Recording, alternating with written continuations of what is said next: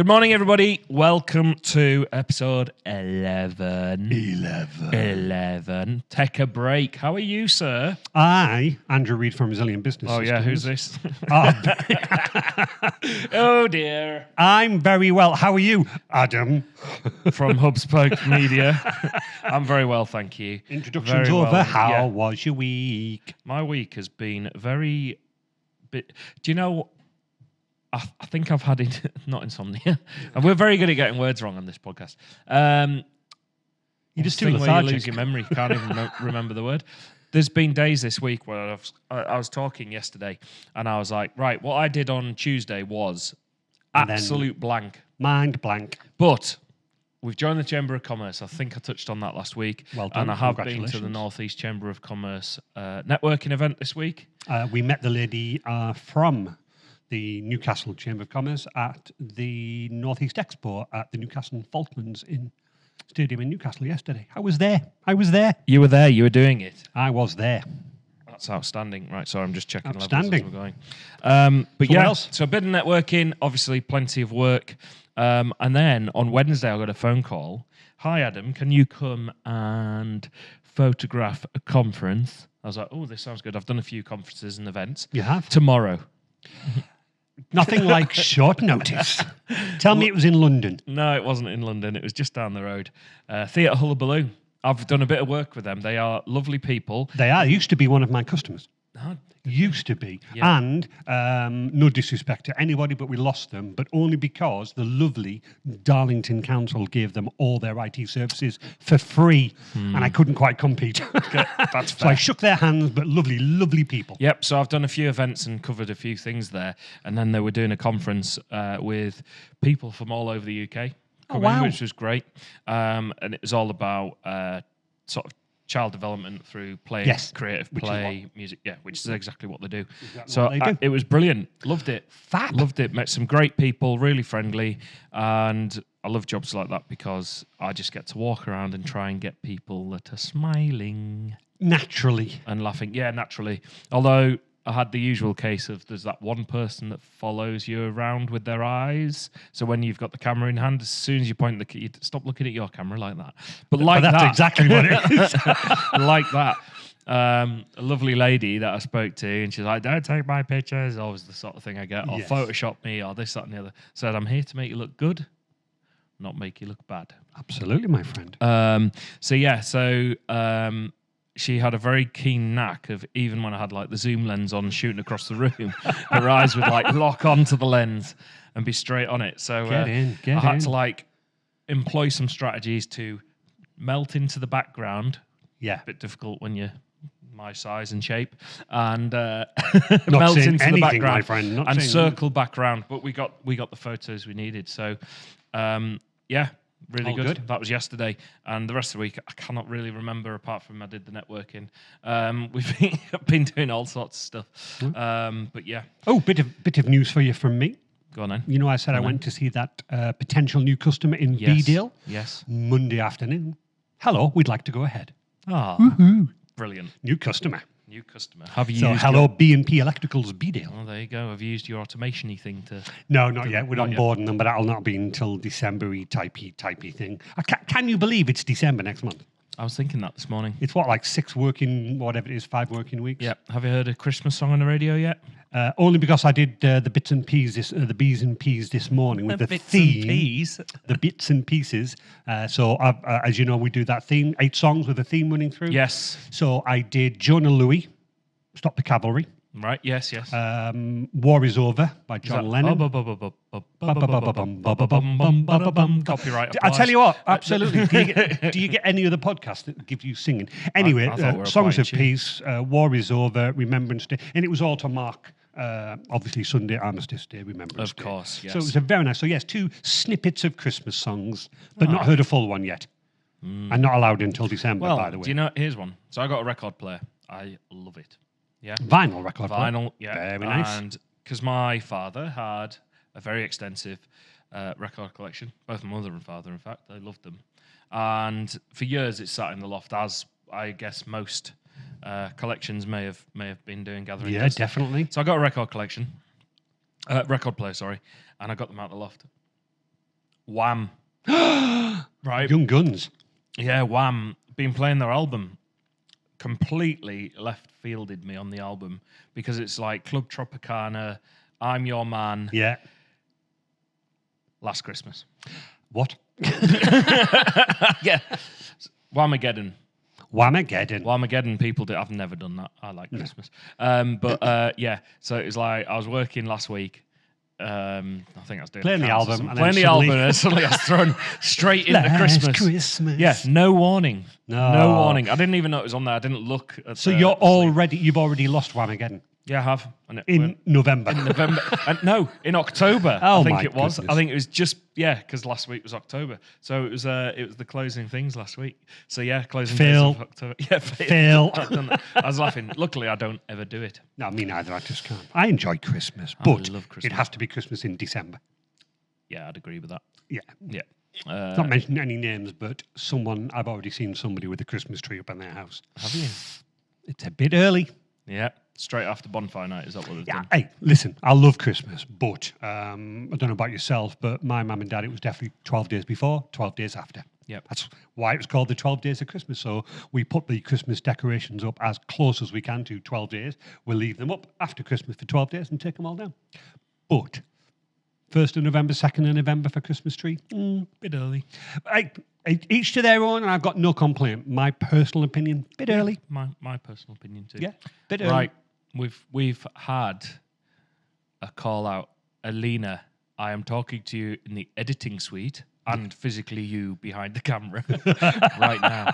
We have been called out. No. And I told you that we've been called out, but I didn't tell you what. You didn't tell me, so I'm all excited. So HubSpoke, TikTok. Yep. Do you remember we talked about Nike? Yes. Sorry, yes, I did. And Yes, I was casting your mind back then. In my hysterical Friday morning thinking, I blurted out Mikey Nike because I didn't know the guy's name. Yes. Or anything like that. Anyway, we circulated that clip on, well, we've been circulating clips on both our social medias from the episode, but the one that went out on our TikTok has yielded a couple of comments. Oh, my goodness me. Actual comments about this tech broadcast. Yeah, which I'm delighted to. Oh, absolutely. But justified comments. So it was, come on, if you're at least going to talk about it, at least do your research. Nike is a fantastic story. Interesting. And I openly said on the recording, I don't know the background story. Yeah. I Exactly. said You that did. from the get-go. Yeah. So it wasn't, we responded just saying, do you know what? It was an off-the-cuff discussion. Nike was an example that was used. We didn't do it. But thank you to there's a couple of people. One told us why Nike is called Nike. I now know the answer. I don't. And, so I'm going to tell you. Excellent. And one was, giving us a bit of a... Tanning? feedback, positive feedback, rightly so, to say, come on, if you're going to talk about it. So, at least do your research. Are you ready? I am. I am going to give you, look, I'm not going to read all that. Please don't. There's a lot, but that is the background story of Nike. Okay, so I'm going to... Read it, and then it's like, well, there was episode 11, the history of Nike. Yeah, but I am going to come back to that comment regarding about not knowing about Nike. And we're going to share this video, Lena, on our TikTok to respond because we have done our research. And I was so grateful that someone said, "Hey, it's great really that somebody's listening. It's great that we've got some feedback. Thank you okay, very so much." I'm going to jump around a little bit in terms of the Nike, the name. I said I had no idea. Okay, so the owner of Nike was Phil Knight. And Knight. Sorry, to school. So basically, at University of Oregon, Phil Knight, not Nike, Phil Knight. I thought for a second. I know that would have been great. He ran the school's track and field team, and it put him in contact with the coach, Bill Bowerman. Yeah. Got you. So, according to Nike, Knight was the first student of one of Bowerman's students. So it's Bowerman. Bill Bowerman was the first one. Yeah. That implemented it.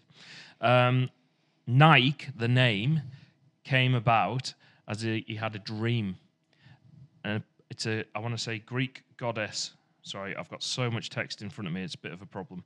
But essentially, came to him in a dream. Nike is the goddess of speed, strength, and victory. Wow. Hey, I'm already informed. Yeah, but I think this gives back to my point of what does Nike mean? To me, it Correct. meant nothing. It did, but suddenly, now that we know, Yeah. So hub spoke, cycling, me. Interest in cycling, trying to come up with things. And I was like, hub and spoke model, spokes in a wheel, make a wheel strong. That's why we ended up there. Yeah, Yep, you got said you. about resilient, being Definitely. resilient, yeah, doing what you say. So Bill Bauman came up with the name Nike, and that was in May 1971. and that was through a dream. Yeah, but that wasn't the first name of Nike. Oh, yes. Okay. So Nike, let me just check. Founded Blue Ribbon Sports. So it's Blue Ribbon Sports first. Okay. Knight tested the waters with his imported shoes. So it was Knight that tested the water. I may be absolutely butchering this, so I do apologise. Knight was testing the water with imported shoes. So basically, he was importing shoes. The company, as we know today, is Asics. Yes. Yeah? Yeah. So he's importing those shoes and testing them. In 1965, ever inventive Bill Bauman proposed a new shoe to the Tiger shoe. That's what Asics was. Yeah. One that sought to provide support for runners with a cushioned in the sole, soft sponge rubber forefoot and top of the heel, and hard sponge rubber in the middle of the heel, and a firm rubber outside. So he had a very clear vision on what he wanted to do and what he wanted to achieve. Okay. The design would turn out to be both a major success and a conflict between Blue Ribbon and the Japanese supplier. Right. Yes. So at this point, they formally split in 1971 following a lawsuit, believe it or Oh, not. goodness me. Right. And I am just quoting this. This is not me getting into any legal hot water. No. A judge eventually settled both companies could sell their own versions of the model. Okay. And basically, two companies arrived. Nike Cortez and the Tiger Corsair, the two different shoes, could now be sold. Okay. One of the interesting things, so following the split, Blue Ribbon Sports formally rebranded itself as Nike. Phil Knight initially wanted to call the company Dimension 6. Ooh. But Jeff Johnson thankfully got the inspiration. So it's Jeff Johnson that got the inspiration after seeing the Greek goddess of victory's name in a dream. Goodness me, this is convoluted, but good and interesting. It is so interesting.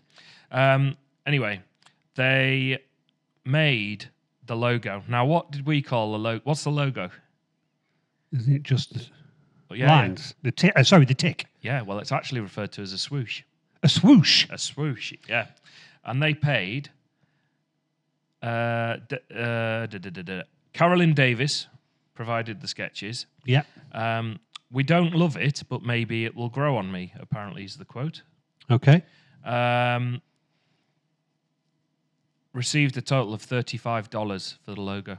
Swooshing hell. This is Nike, yeah. So that just shows you I wasn't too keen on the logo, and yet it's world renowned. And I think this goes back to our point of when we originally talked about it's about making a decision with the information that you have and the facts that you have in front of you.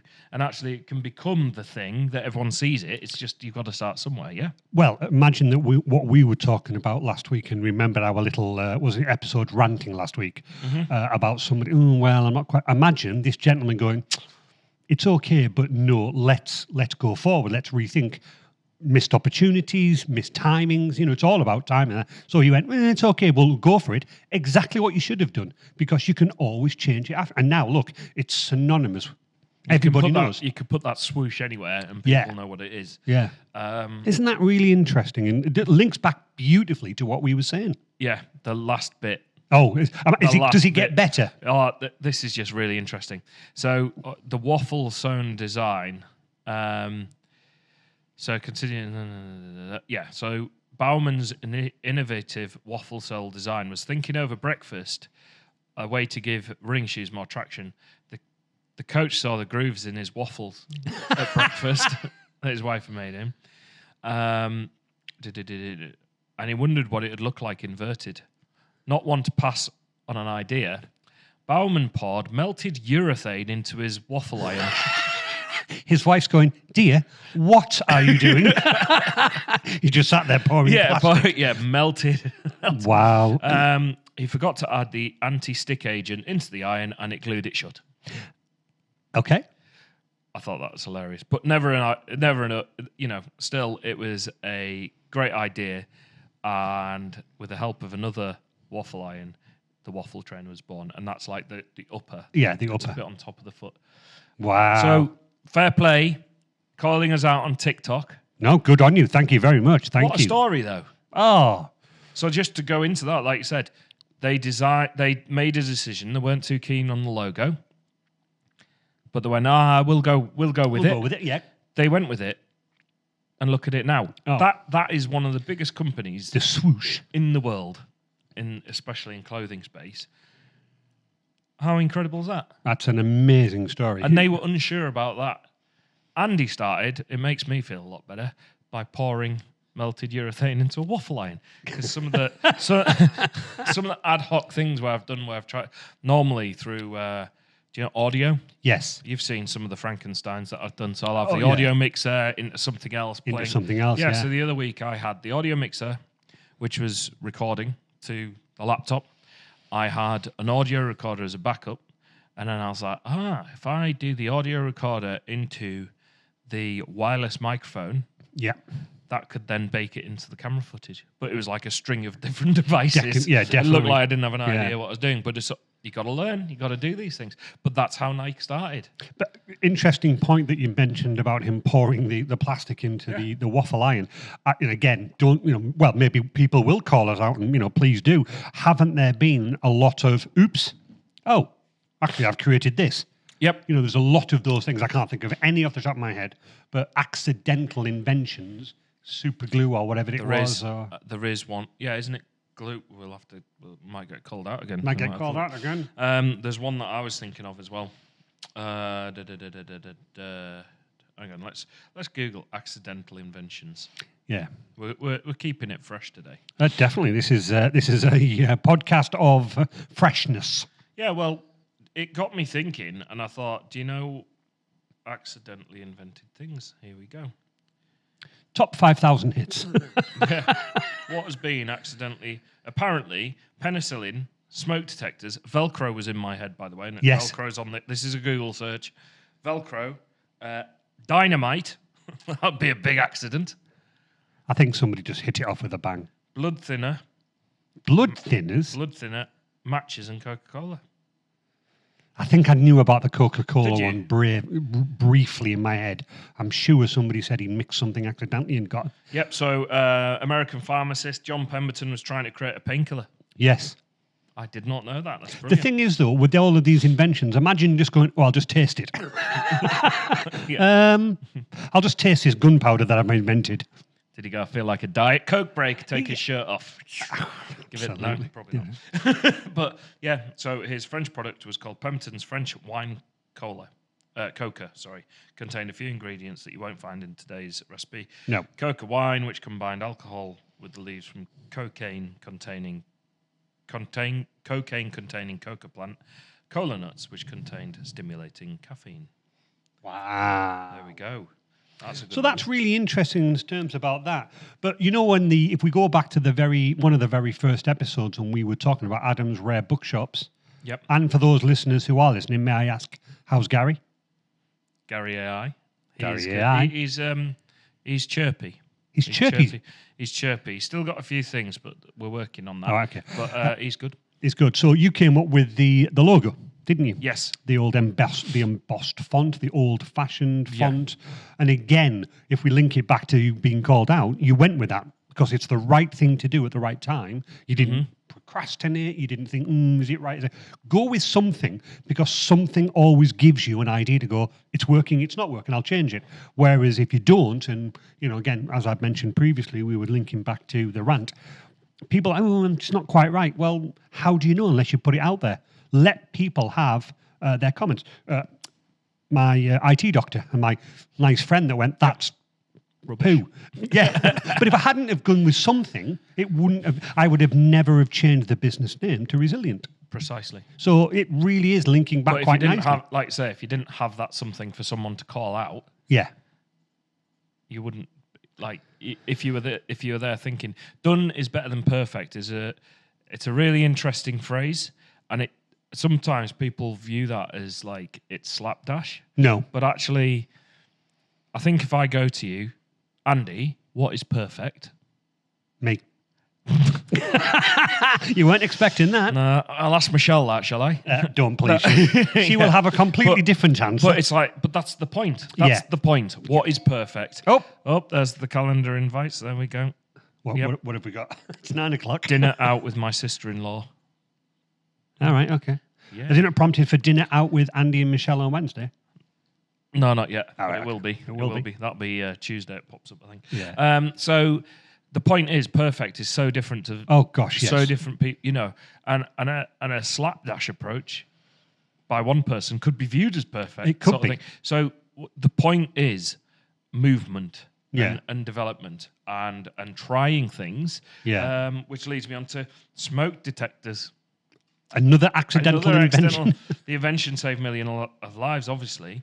But it was Swiss physicist Walter Jaeger in the 1930s who was trying to invent a sensor that could detect poison gas. Instead, his device registered the smoke from his cigarette. Wow. Where would we be without these accidental inventions? Well, smoke detector is a huge thing. But there's a point. He was doing something completely different. Poison gas. Yeah. And then obviously he's found this, triggered the alarm off, away he goes. Like, That has triggered a question in my head. yep, go on then. Okay. How did you know you could DJ? Was it accidentally? How did I know I could DJ? That's a good one. I think for me, the good example, when I set up HubSpoke, this is, so just to come back to that for a second. When I set up HubSpoke, I couldn't use Photoshop as it was. I had used it a bit previously. I've got no qualms in admitting this because it's a learning journey all the time. 100%. You can't know everything. Hence why we didn't know the fan story of Nike. Hence why we didn't even know smoke detectors were an accidental invention. But what I did know is I can use technology. Yes. And what I did know is I've got a good understanding of technology. Yes. Okay. What I did know is I've done music at school. Coming back to the DJing side, I enjoy music myself personally, and I know I've got a good sense of rhythm, or at least I think I do. Other people, Not according to your wife when she sees you dance. oh no, I'm known to throw a move every now and then. Are Anyway, you really? Yeah, I think left foot, right foot. But yeah, so how did I know I could DJ? Yeah.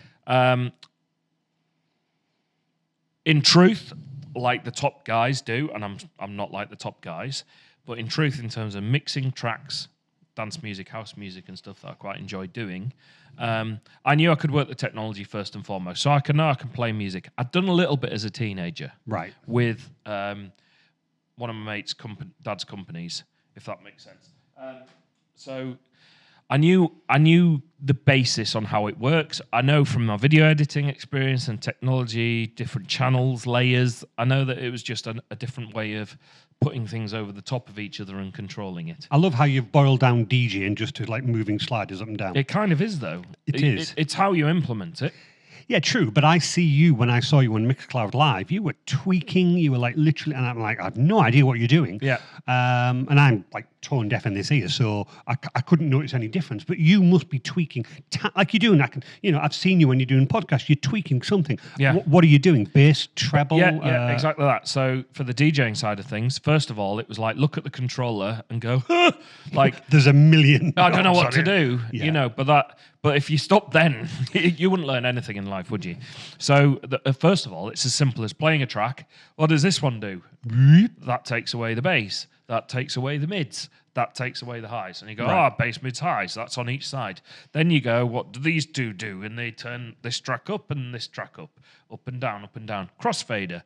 It crossfades from one to the other. Press Yeah. the Q button. It comes in your headphones and you can hear it. Without the other people hearing it. Without the other people hearing it. Loop buttons. So you've got to then do that live if you're doing it live, where if I was saying a sentence, if I was saying a sentence, if I was saying Just a 2 sentence, seconds, people. if I I'm was just going to saying a do sentence- disconnect the loop button. Yeah, do you see what I'm saying? Yeah. Absolutely. So I've got to remember to press in and then press out at the end of sentence. The tricky thing about that is when you do it live. Yeah. Because you're doing that on the track that's playing out. So practice. YouTube. I love YouTube. We've mentioned this before. Honestly, it's a wealth of information. 100%. Watching people, being inquisitive. And I think you've got to, in order to run a business or do something like your own venture, you have to be a bit inquisitive.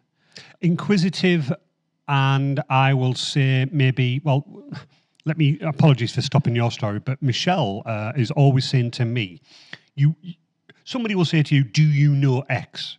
And, I'll go, well, no, but I know computer programs. I know roughly what they work and how they work. And Michelle's very, when we first started the company up, Michelle was like, I can't believe you didn't know, Sage or Photoshop, whatever. Yeah. But you're like, but most computer programs are the same, like file, edit, tool, preferences. Yep. And I've got such a logical in terms of when it comes to computers. I'm like, well, roughly I know where I should be looking for. Yep. And you've got that inquisitiveness, but I'm not frightened to try anything. I'm like, okay, well, I failed, so what? I now know that's not right, so I'll carry on and I'll carry on. Whereas some people say, well, my computer's broken, I'm not even going to touch it. Yeah, but why? Because how do you know unless you play with it? Writer's block. Yeah. Here's a good one. Yeah. I think writer's block. The term writer's block. It's a bit different if you. Well, it may work if you crafted a story. Sorry, hiccuping. Say if we were writing copy for a client, resilient business systems, right? And I'm trying to do my polished marketing chatter, and I've got a blank Word document in front of me. Okay, and I'm trying to say, what services you do, what your approach is, what you're all about, why you do it. To actually write, sometimes to just write, here's the finished article in terms of the marketing speak and how we want to present this in a nice, professional, coherent way is actually really hard to do. It is, yeah, right? I agree. My philosophy is almost blurt it onto a page, as in, it to a simple point of, we do this, this, and this. Yeah. We really look after our customers by doing this, and it'll be very basic. Yeah. The difference is if I'm trying to sit there and pontificate over the exact wording of the sentence to begin with, You'll and I'm never- just I won't get anywhere. So it's kind of with these things that you do, you've kind of got to do something to then fix that something. Yes. If that makes sense. Well, or make back it to our better. point of saying, give them something. Swoosh. We'll go with that. Turns out it was the best idea ever. Yeah. That's what you're saying. Put Rubber in a something waffle down. iron. Put something down. Michelle always laughs at me because when I'm writing an email or a quote to a brand new customer, I've now got to run it past Michelle because I get so excited, like, oh, hey, what we can do for HubSpot. And she basically coined the phrase, my brain is 2 sentences ahead of my fingers. Yep. Because I'm already going, and I can do. But when you read back, it's like, that's total gibberish. But she says, I know exactly what you meant. And she turns my excited enthusiasm. Yeah. So she's got to proofread me, but I know what I want to say. It's just my brain's going so fast, my fingers can't keep Yeah, up. exactly. Yeah. It's easy to do, though. It is. I'm renowned for writing the twice. The. The. And it's because I've gone to, saying blah, blah, blah, blah, blah, the thing, and I've gone to and then I've thought between, could be, I might want to say the shiny thing, the amazing thing. Or the, which is a band. Yeah, but then what happens is I'll go, what word am I using? I've already written the. I'll then go, the shiny thing. I'll write the again, right? Yeah. This is just something my brain does. Yeah. I'll write the again, and then it'll say it. Yeah. And I'll get people to proof it, and they're like, you've written the twice. Again. Again and again. Yeah. Very easily done. And it's when Yeah. I've stopped to pause, and then, and when I've read it back and checked it, You my don't see brain it. deletes the other there. Yes. I do exactly the same with you? my wording. I read it back and I go, sounds fine to me. And then Yeah. Michelle says it, come look at this. And I read it back again for the 3rd time slowly. That's complete garbage. But the difference is you've kind of got a framework or an outline to work. Which is what we're getting at. Yeah. So in terms of my DJing, I had a framework and an outline. First of all, is how do you play a song? Yeah, How do you true. stop a song? How do you play one song, crossfade into the other song? Could you, how could you then try and mix a song? I'll tell you what, how do you beat match? And at first, it's just literally 1, 2, 3, 4, 1, 2, Back to 3, your dancing 4. again. Yeah, back to the dancing. And you move your tempo sliders to adjust it, and you can press play at the both, providing it's at the same time, they're in sync. What if they're not in sync? Oh, you nudge the jog wheel. So you might be sat there in a room at first with the music going like a horrible kind of cacophony noise. There's a good word. Horrible noise. But you're like, but I need to make the horrible noise to learn how to not make the horrible noise. And then I learned about music phrasing. What's music phrasing? Music phrasing. So typically, and people be kind. Typically, the tracks, like any tracks that run, they run sort of in eight bars. So it'd be 1, 2, 3, 4, 2, 2, 3, 4, 3, 2, 3, 4, 5. When you get to the 8th, the cadence changes. So sometimes the cadence can just change, so it'll bring in an extra a snare. Right, okay. Or it could be, or a chorus, for example. There could be 2 parts to the chorus. The first part will be 8 bars, the second part will be 8 bars, 16 bars. So then because I was like, how on earth do I drop a track in at the right point, 16 bars ahead of myself in the future? I could not wrap my head around it. So I had to keep doing some study on YouTube, and there's some fantastic resources. Crossfader, Digital DJ Tips is another one, and then Nick Spinelli, he's a cool wedding DJ. He does all sorts of stuff. Like, there's some really amazing people out there that do stuff. DJ CB is in London. I really enjoy their content. But it's helped me kind of formulate that thinking, and then it's experimenting and getting it wrong on your own. And I've had friends go, I can just imagine, when they've heard like a mix, I'm just imagine you at home on your own, rocking out, like raving away.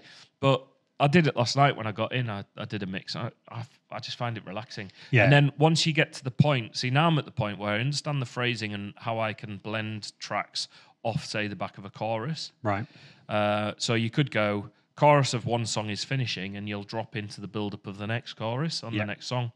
So that was tricky to understand how you do that. You could do the build-up on one song and drop into the drop, as it would be called, like the, if it's a house song, like the chorusy tune, you could build up and change into there. Or you could play the vocal off one track over the top of another track, and but then now I'm like, right, I'm starting to find my limits of that. Yes. So now I'm trying to loop bits of tracks at the end live, shorten them while the other track builds up, and do filters and do echo. I'm loving it, but you've got to make an absolute mess. Oh gosh, to get there. The exact same with my when we were talking about 2 episodes ago, my automation. I'm what's PowerShell? Right, I'll learn it, and the amount of times I've completely cocked up. When you run the script and you're like, that wasn't supposed to happen. But by learning, I see what I've done now. That is that whole thing about learning and doing it. A lot of my friends like, I didn't try that. Well, why not? But it's got to be in you, hasn't it? It's got to be in you. You've got to be not afraid to make a mistake. Yeah, and I'm not. I'll literally go there and like, all right, okay, fine, we've made a mistake. Let's learn from it and move on. So just give me a second. Are you ready? Welcome to episode 11. Today we're talking about learning. I like how you did that. This is the theme. We'll be honest. I sat down to Andy. I knew I wanted to go down this route today, and we cannot plan the whole conversation. We can't. No. But I had a key subject in mind, which was the night message, and then that has prompted all of this discussion. Shall I tell you Velcro? Go on then, because this is good. This shows you like the smoke detector example. So we've got them here somewhere. Where is it? There it is. Yeah. So we've got we've got them everywhere. So important. It was an accident. Yeah, I love it. It wouldn't have been made today, by the way, because you're not allowed to smoke in the office. yeah. Well, you wouldn't have discovered it. Yeah, imagine that. Swiss engineer George de Mestral didn't set out to invent a fastener that would someday be ubiquitous on a spacecraft. But in 1941, he returned from a walk with his dog and noticed that they were both covered in tiny barbs of the cockle burr plant. On closer inspection, he saw the burrs were shaped like tiny hooks, and the loops were hooked into his dog's fur. Yes. Yeah. Fascinated, he started trying to create his own hook and loop fabric. Wow. Yeah. From nature. And they often say design things based off nature. Nature has the best design, don't they? They is a phenomenal design. But could you imagine that? You've got like sheets of material going, right, how do I make little tiny hooks?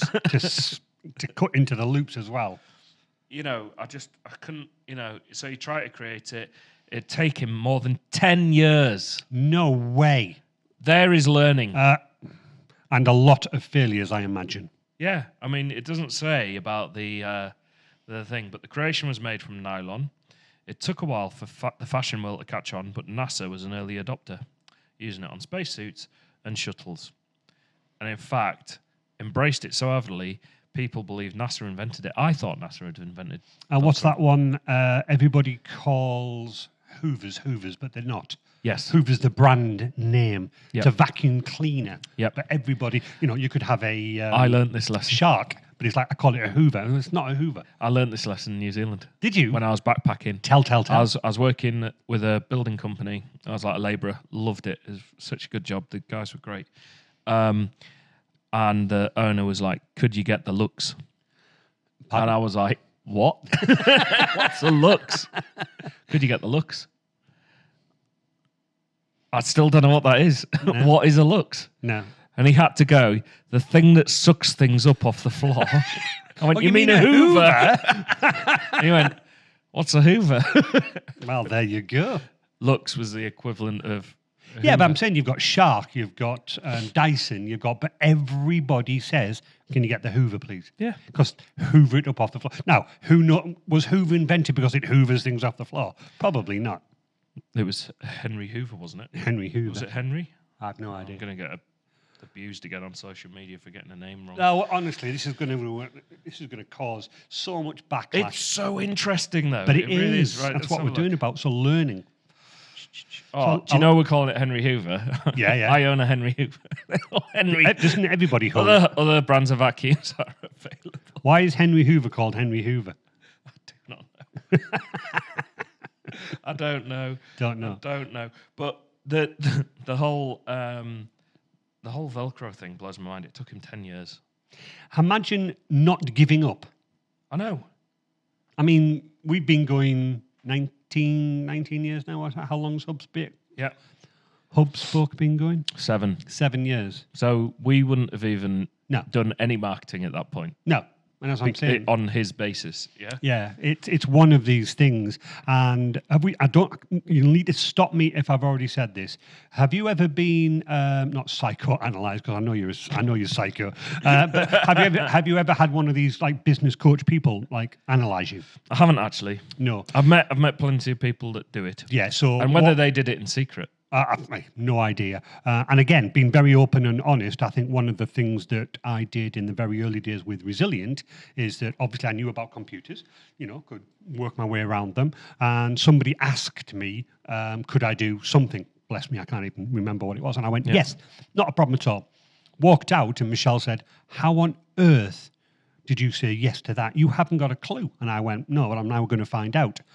Later in life, somebody didn't fully do the whole thing, but they asked me what I did, and I said, you're and I'm going to get this wrong, is it aim ready or aim fire ready or something like that? Instead of aim ready fire or whatever the phrase is.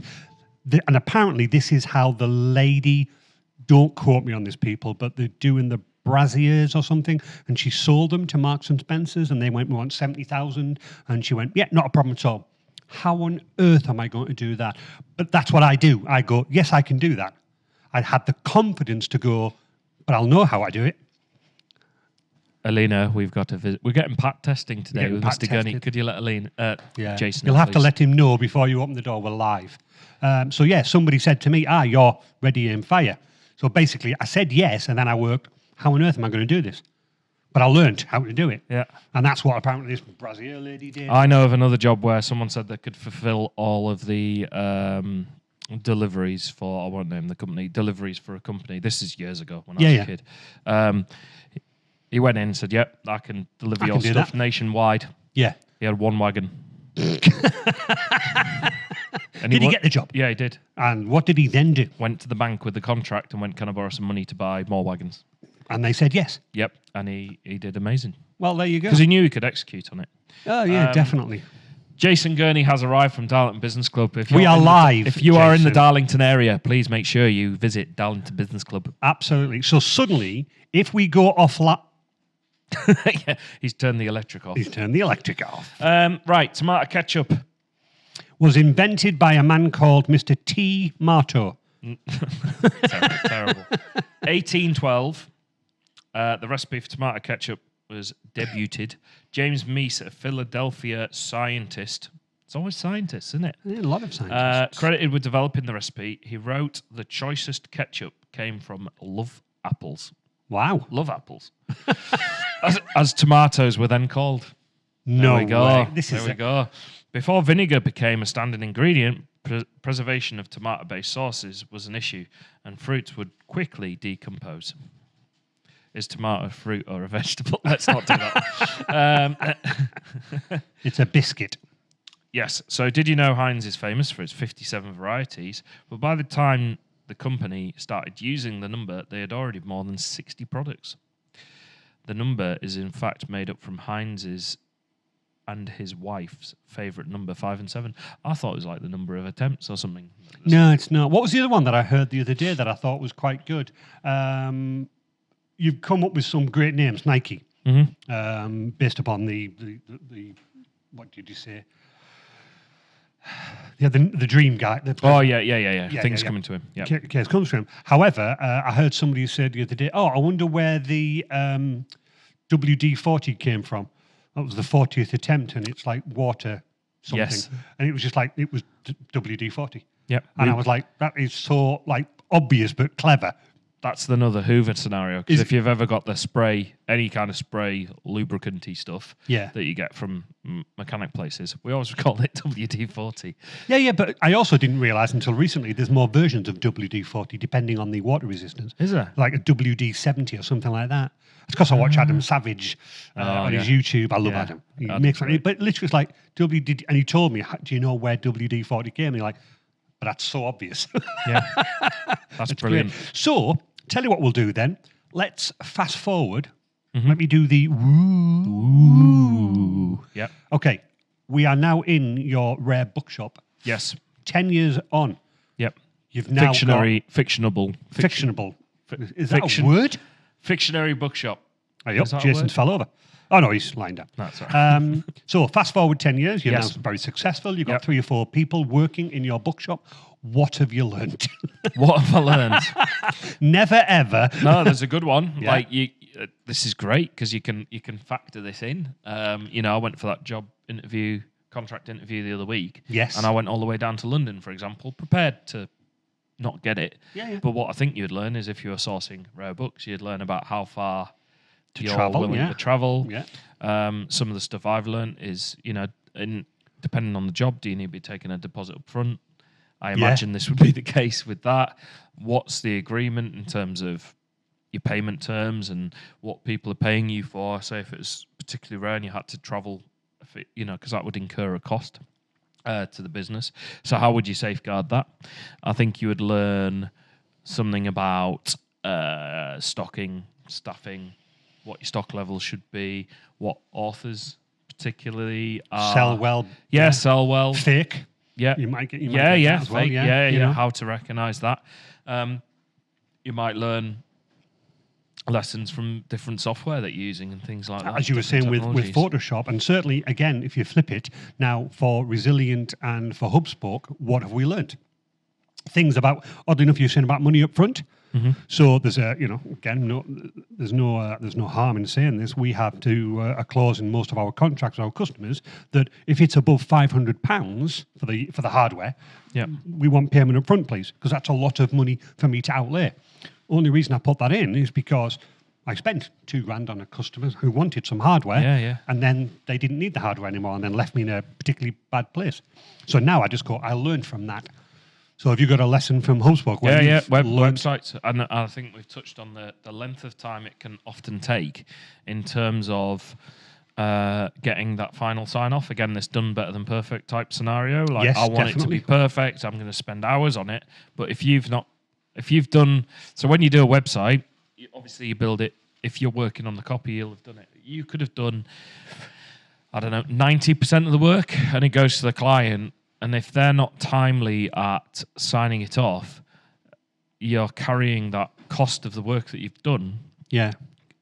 into when, once it took me 6 months to get amends sign Yeah. off. And it was that moment where I was like, that is just too long It is, isn't to it? try and carry that. So Yeah. I was like, right, this is what we're going to do. I'm going to implement the site hosting, build out, get it to sort of version 1 Yes. for you to review. Yeah. To do that, I want the payment up front. Yes. Okay. And then we'll complete 50% on completion. Because then I feel it's a shared, not risk, No. but it's a shared responsibility. Yeah. Better word. Because then, it's a risk to yourself as the person. I mean, you've already doing done a lot of work to get to the website to that point. the amendments are one of the they're one of the smallest things in terms of execution, but they're one of the heaviest jobs that need Yeah. to be done. And what I mean by heavy is there can be a lot of back and forth. So equally, I'll include rounds of amendments. Yeah. Because I've had it where someone goes, "Can we change this on this and this on this?" and then goes, "That's it." And then a week later, I want to redesign this entire page, which you've already amended. I've had that happen as well. Yeah. So parameters, I think, is probably a good word. Putting effective parameters in place, and that is an element of protection, self-protection for the business and what you're doing, and also making sure that other people aren't completely in charge of your destiny. Yeah, and I think we've mentioned this at the start. I mean, when you are starting off your business the very first time, you will go above and beyond. You'll do anything because obviously you need to gain your audience, you need to gain your customers, you need to gain your levels. But then there comes a point, and I often use a phrase with some of the lads and Michelle upstairs that, when maybe a job's not going quite as well as you want it to do, I say to the guys, I'm like, yeah, okay then, but have you backed it up on paper? Have you backed it up on this and doing that? So the two phrases that I use a lot is who says what never wins. Yep. Okay. So Alina says you're good looking. I say you're not. I mean, who says what never wins on that one? Yeah. But if I wrote that down, then it is like written in black and white. And also, I think if you have a relationship with the customer, the other phrase I've got is you've earned the right to question that, or you've earned the right to talk to them and go, well, hang on, no, we agreed in my email, going back to what you all said, here's the email saying, please look at the amendments. You've made those amendments. Why are you now suddenly redesigning the page? So you know what I mean? It's that experience. So going back to what you were saying about this episode, it's all about learning. Yep. I mean, I learn things every day. We've learned about Nike today. I know. We've learned about Velcro. We've learned about smoke detectors. I think if anybody's running their business, whether they are well established or whether new, be prepared to learn every single day. Yeah, You will be learn- inquisitive. Be inquisitive. Push the boat out as well. If again, bless Michelle. She's very, very, very good at what she does in terms of that, but also very good at holding me back for the right reasons. I mean, not for the wrong reasons. Because I will. Yeah, I'll do that. I'll do that. But she tempers me by going, not be careful. But also, I think we have a really good balance because if I didn't do that, but I can do that. I can do automation. I can do that. I can do that. I want to push the boat out. I want to explore my limits, which I feel as though is something that I've learned to do in the business because I've got confidence. But we were speaking, a few minutes ago about some of my friends like, I could never run a business. I just couldn't do it. I couldn't handle it. I couldn't have this. But why? I failed, and it's that whole phrase, what if you succeed? Exactly. What are you going to do? I met a great guy at the Northeast Expo the other day. We were doing a stand there with my friends, take a punt, and the guy had a racing car game, but it's on the movable one. Yeah. So you could play it, but it's like really, really? honestly, fantastic. And bless him, very, Sean, if you're listening, I doubt it, but hi, Sean. He basically, I think he said he got made redundant from somewhere, police, I want to say, but maybe not. Yeah. But basically, he loved gaming. He loved racing car gaming on a PC and thought, do you know what? I could actually make a business out of this. The rig itself, it costs thousands of pounds. I know. But he went out, bought one, set it all up, and he's now got his own business where he will hire these for team events. He's now getting inquiries about weddings. Wow. Imagine that. Yeah, That yeah. You have the wedding, I do, and all of that, and then all the lads go back, have a drink, and go, can we race each other? And he had the board where you had lap times. And what an idea for a business. He said, another calendar entry there. Text message. Another text message there. Sorry. But he had the idea, and he's been going 12 months, and he says, I'm inundated. But what a brilliant idea where he said, I can make this into I can. And again, we were chatting about, well, what made you do it? And he went, why not? Yeah, You know why what I mean? not is a Why great not? word. Why not is a great phrase. I think two things you touched on there. First one, why not? Totally agree. Why not give it a go? And that's anything. That's why I was in the fortunate position where I've done HubSpoke. I've experienced my HubSpoke journey. So when I was like, you're saying about DJing, Yeah. and learning it, why not? Why That's not? the answer. Why not? I can do that. Like I need to learn. I am not the finished product. But I'd say I'm not the finished product in anything I'm doing. You know, No, it's nobody always, is. It's always work. But yeah, the feeling was why not? It looks fun. Yeah. That's probably what he thought. And why not?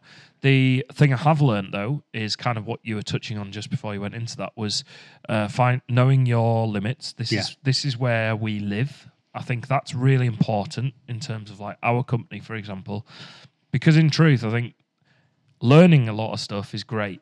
Yeah. But you could learn so much, like so much. For example, in lockdown, I learned how to do live streaming. Good. Before in lockdown, I learned how to hook these cameras up into a visual mixer so we can like stream different things. I learned how to set up OBS, different scenes. Yeah. Yeah. Sky's the limit, especially when it comes to technology. In terms of my DJing, basically, I've got it where it's a case of I work with MDOC Entertainment, Right. in terms of sound, as in speakers, booth, lighting. I could go down the route of I need my own booth, I need my own lights, I need my own. There's another £1,500. Yeah. Yeah. And I'm like, MDOC Entertainment, I work with him, I've worked with other ones as well. I'm like, well, actually, these guys have all got kit. And, you know, MDOC, we've had 6 rigs out on a night Wow. at times, depending Yeah. on what's going on with different DJs. So I know everything that comes out of basically everything up until the point of coming out of my deck is me. Yes. Okay. So that's where I've kind of drawn the line to say, we'll do it. And I've got an agreement in place, MDOC. Basically, if someone wants to come to me directly and hire, it's no different to what we're doing with MDOC. It's the same. We bring the kit in, I'll go get the kit, I'll set the kit up, and away we go. And it's good to learn partnerships. And I think coming back to what would you learn, find partnerships, find things where it's mutually beneficial to work with each other and support each other. Do we have a partnership? We do indeed. Yeah. You know, and that's exactly right. yeah, it's that sort of thing, but that's because, and the whole reason why I worked with you is, could I set up teams? I probably could. Yeah. But it would take me a good few hours, maybe a day, a couple of days to learn it. But then it'd be like, how do I set up the tenancies? How do I set up different staff? What are the different Security. levels? What is the security? I'd have to learn all of that, and I could. I know with you no could. disrespect. To be fair to you, But Adam, equally, you could post on social media. I could do. The difference is what you spend your time doing. Yeah. And on that front, I was like, do you know what? I just need help with this. And there's nothing wrong with doing that. And that's why, for us, it works really well, because I could just go, you've got that sorted. I've got complete peace of mind. Yeah. And I haven't had to learn to do it. And I can continue focusing on the audio-visual stuff. Just like with the DJing front, I just know, as long as I've got my music that I need, I've got a microphone, I've just got a wireless microphone for the unit as well, because I'm getting more and more requests.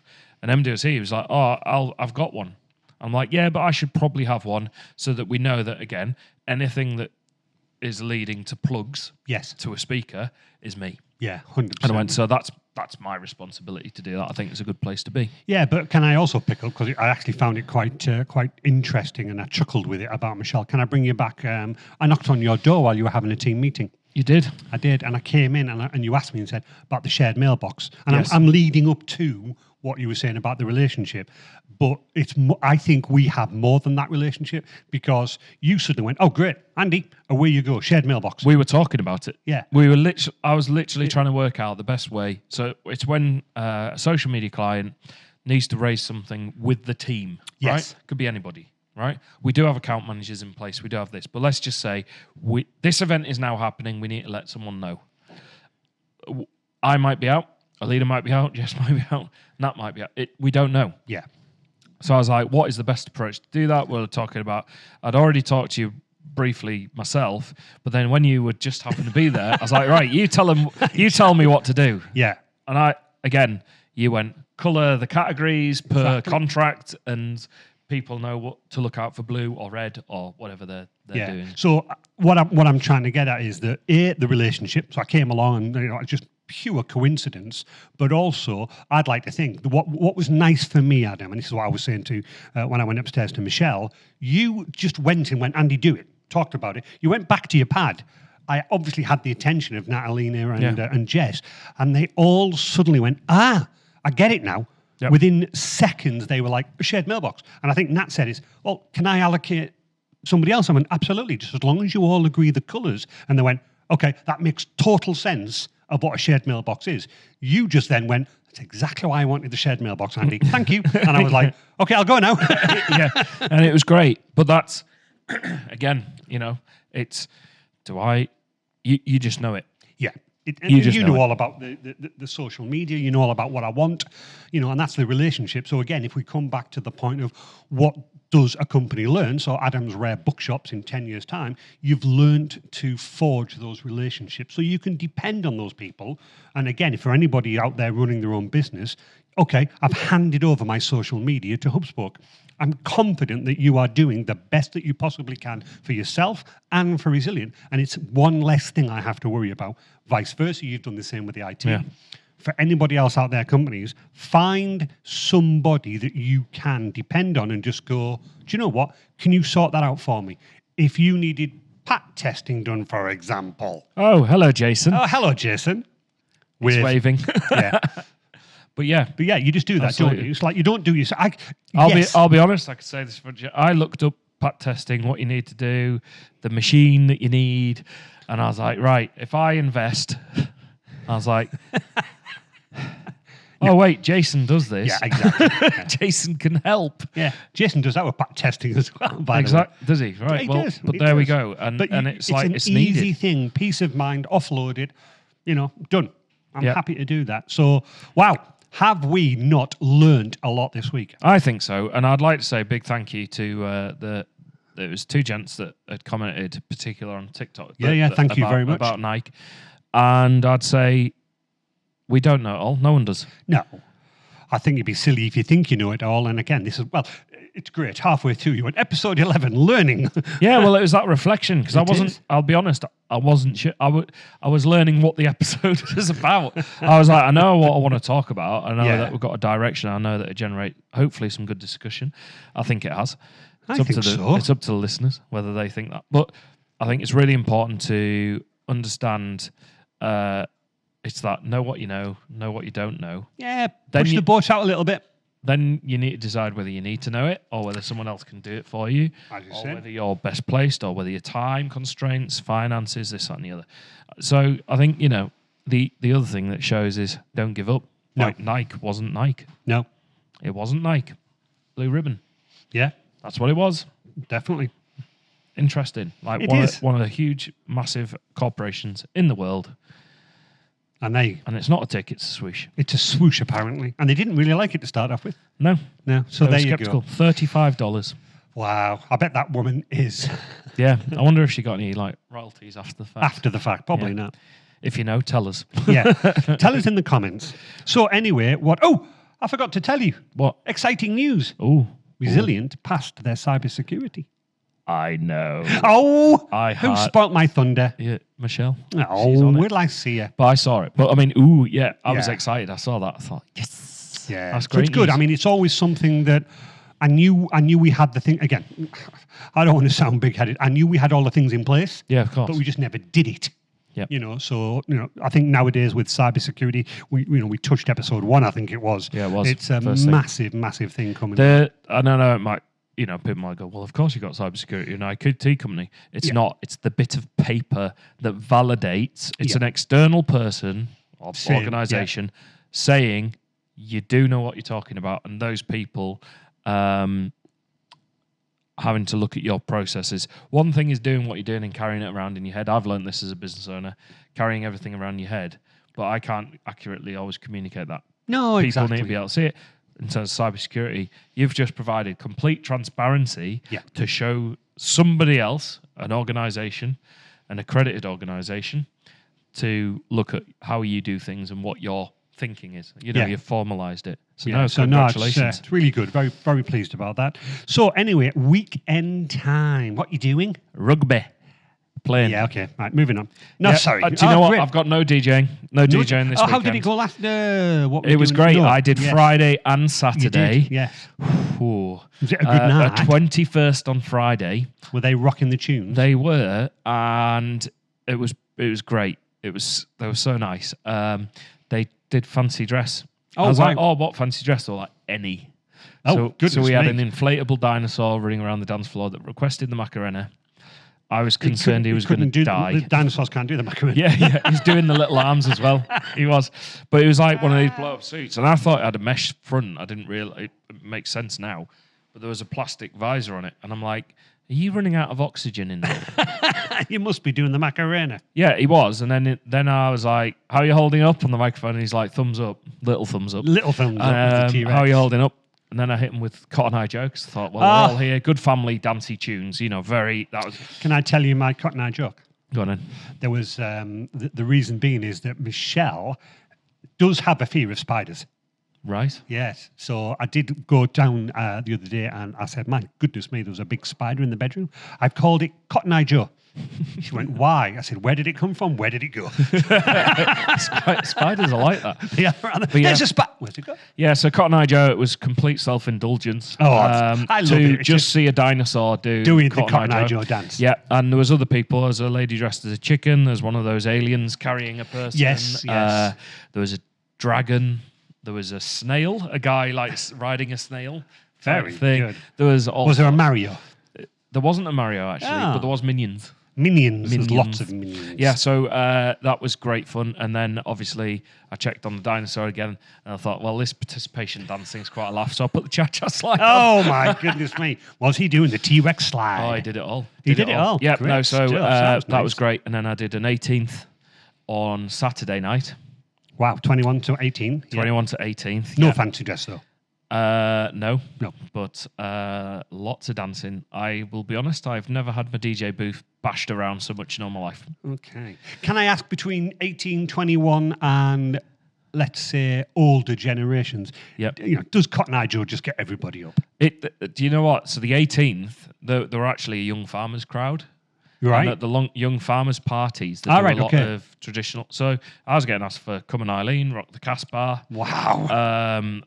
Yeah, all like also classics. ABBA. Yeah, Yeah. By the way, I get asked for ABBA by all the younger generation all the time. Yeah, we know that now. I mean, it's a great state of affair. If we can touch very briefly on the heritage chart, what we're finding is our USP for this is it's artists that me and you love from our days. OMD, all of these artists, Paul Young, Nick Kershaw, Daniel James, all of those people that we know and love, but they are the same artists, but bringing out new material.